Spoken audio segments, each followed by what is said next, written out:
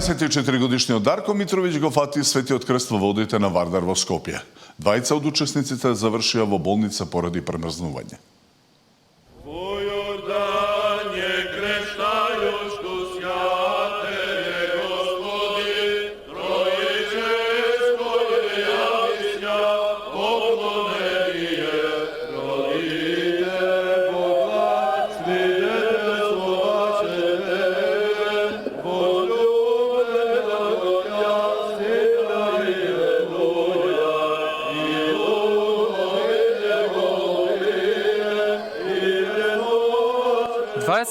Годишниот Дарко Митровиќ го фати Светиот крст во водите на Вардар во Скопје. Тој најбрзо исплива меѓу сите пријавени кои скокнаа од кеот. Доби подароци и желби за добро здравје. Нека му е честито и од Бога благословено денешново дело. Амин. Да, за спомен.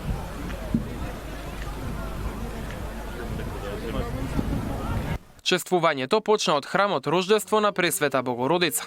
Богослужеше поглаварот на Македонската православна црква Охридска архиепископија господин Стефан.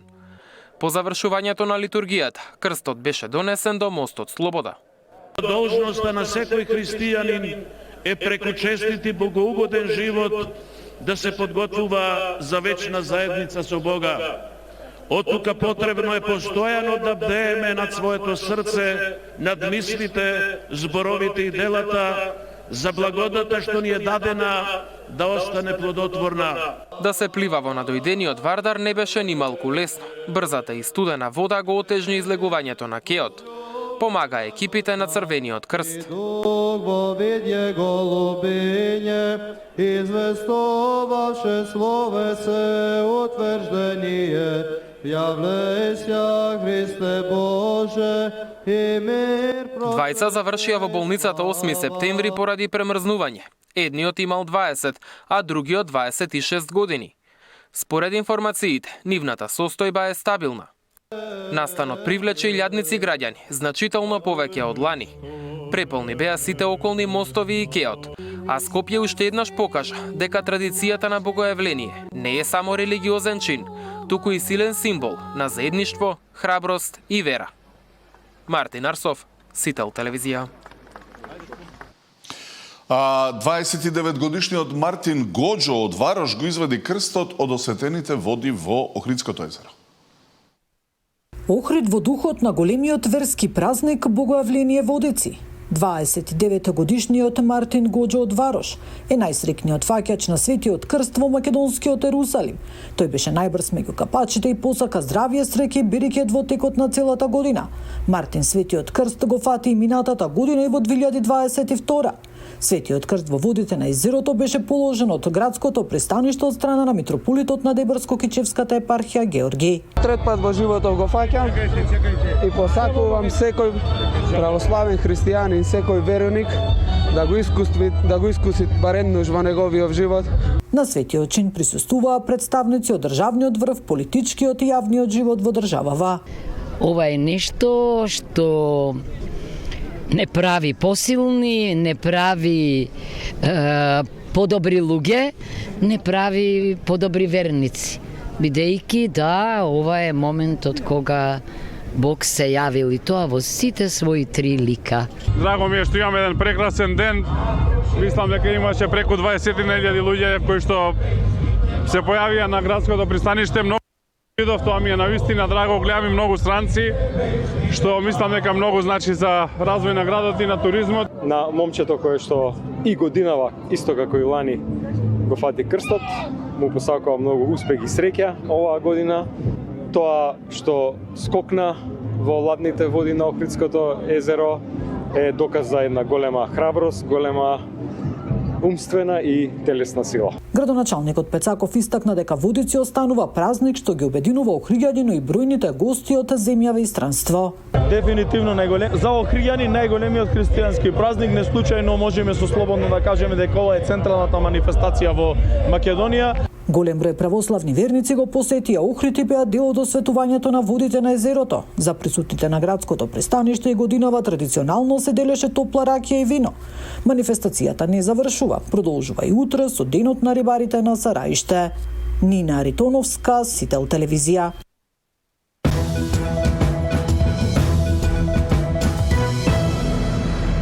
Каде се наоѓа апелациониот судија Ѓоко Ристов засега останува непознаница. Од обвинителството соопштија дека потрагата по уште сомнителни пари покрај зазиданите 350.000 евра и други докази продолжува.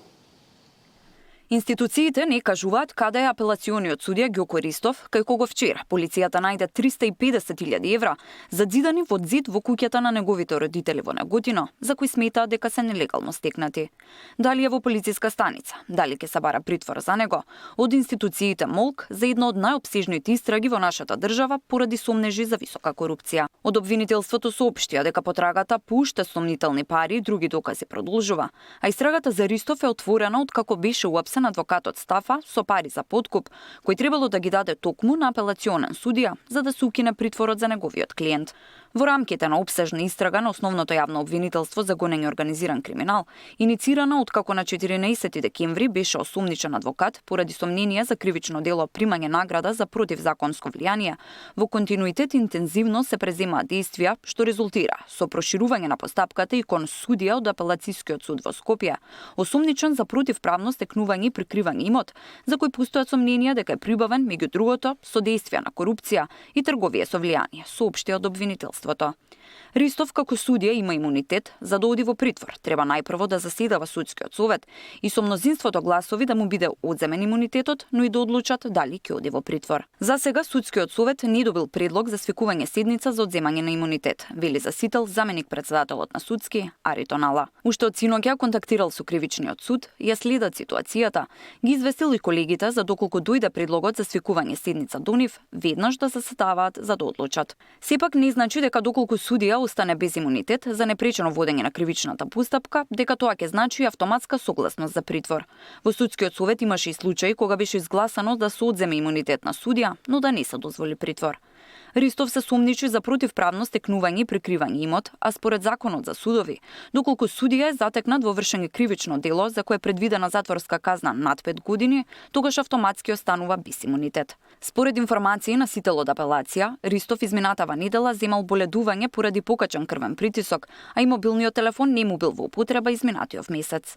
Судијата Ѓоко Ристов од 2020 година е судија во апелациониот суд во Скопје. Во изминативе години одлучуваше по некои од најкрупните предмети, меѓу кои и Таргет тврдина, за масовното незаконско прислушкување, учествуваше и во одлучувањето за укинувањето на притворот на Сашо Мјалков во предметот Трезор, како и за укинувањето на притворот на Драги Рашковски. Во периодот на неговото постапување, до судскиот совет била доставена и представка со наводи за неоправдано задржување на одредени предмети без донесување одлука. Тамара Дичевска, Сител телевизија. Судиите немаат имунитет, изјави во дневникот на Сител адвокатот Никола Додевски. Единствениот имунитет е за одлуките што ги донесуваат како судии. Се пронесува веста дека судијата имал имунитет и сега треба му се симне имунитетот и е недопирлив. Не е точно. Судијата нема имунитет за овие кривични дела. Судиите имаат само ограничен, така наречен функционален имунитет. Во Законот за судови е многу прецизно кажано. Судија не може да одговара за искажано мислење и одлуката што ја донел, доколку повторно и таму, ако работел законски. За другите кривични дела не постои имунитет. Постои втора точка од одредбата која што вика дека за да се одреди притвор, доколку се предлага притвор на судијата, треба да има согласност од судскиот совет. Освен ако е фатен ин флагранти за кривично дело за кое што е предвидена казна над 5 години. Дури и тогаш нема ни потреба согласност. Не знам за кое кривично дело ќе биде осомничен или веќе осомничен конкретниот случај. Се уште не се знае дали СДСМ ќе даде поддршка на законот за прекршоци неопходен за старт на системот Safe City. Филипче не одговара дали ќе се вклучат во работните групи и повторно констатираше дека со оваа влада не можело да се напредува во реформите. За владата, политиката на Филипче е деструктивна и неразбирлива и денеска повикаа на конструктивност и поддршка за законите кои бараат квалификувано мнозинство. Гледайте, на граѓаните треба да им е јасно. Со оваа влада нема реформи. Се е една лажна пропаганда со цел нивните бизниси во позадина да тераат.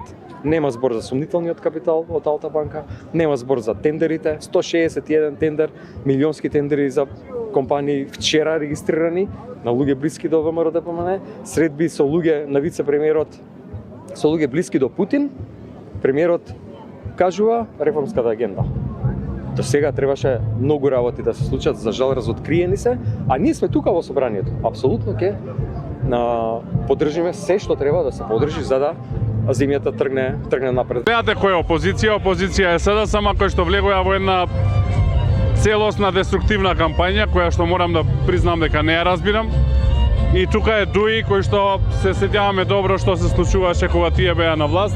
Се надевам дека ќе се опаметат и дека законите, особено оние кои што се двотретински, особено после ветувањето на лидерската средба, ќе бидат изгласани во собрание. А од утре па се до крајот на месецот возачите треба да бидат подготвени на привремени застои. МВР започнува тестирање и калибрација на камерите на Safe City, кои од 1 февруари официјално ќе ги регистрираат тие кои ќе го кршат законот. Екипите ќе работат 12 часа во предвидениот период, освен утре, кога со работа ќе почнат во попладневните часови за да се избегнат големите гужви во утринските. Очекувањата се задржувањата на возилата да траат од 10 до 15 минути. Тестирањата ќе се реализираат секој ден во периодот од 8 до 20 часот. Во првата недела од предвидениот период, активностите ќе се спроведуваат исклучиво на локациите со поставени камери на подрачје на градот Скопје. Заменик министерот за образование Љузим Алију поднесе неотповиклива оставка од функцијата. Одлуката писмено веќе му ја соопштил на премиерот. Иако причините за повлекувањето не ги соопштува, Алију вели дека ќе се посвети на неговата примарна работа како професор. Мојата оставка доаѓа како одраз на моја лична и професионална анализа, ценејќи дека во овој период најсоодветно е да го продолжам својот придонес во академското поле, во мојата истражувачко-научна работа, како и посветеноста кон семејството, пишува Алију. Тој не беше достапен за информација повеќе, ниту дали оставката ќе значи заминување од партијата или воопшто од политичката сцена. Утре почнува второто полугодие, а состојбата со грипот не стивнува. Нашата препорака е сега ги се вратат децата во училишните клупи, доколку родителите приметат било какво влошување на здравствената состојба, било појава на симптоми, течење на носот, кашлица, кивавица, покачена телесна температура. Тие деца да се изолираат во домашни услови, да се даваат голема количина на течности, витамини, електролити, да се дадат антипиретици за симнување на температурата и да се обсервират, односно да се бидат во домашен третман 48 до 72 часа пред да се јават кај својот матичен лекар и доколку настанат компликации нормално во дежурните пунктови низ нашиот град и останатите градови, како и во нашата институција доколку има потреба.